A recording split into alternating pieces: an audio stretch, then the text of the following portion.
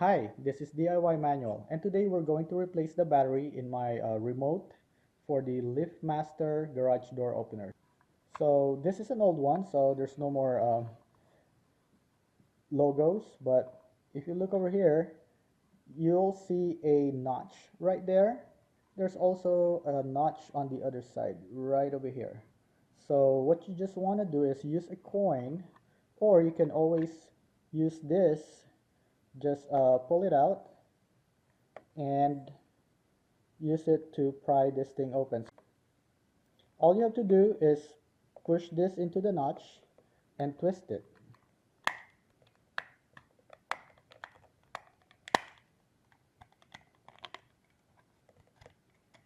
And then there's another one on this side, so you can twist it open.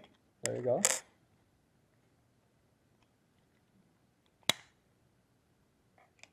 And right here, the battery for the LiftMaster remote control is a 2032.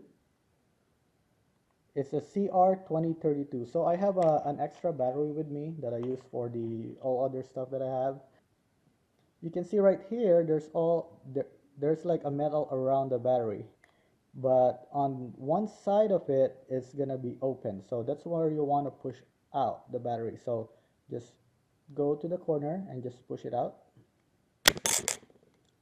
Okay, now you get your new battery. It's right here, and you just put it like this sideways and push in. So that's how you put the battery in, and just put back the cover. So let's do that right now.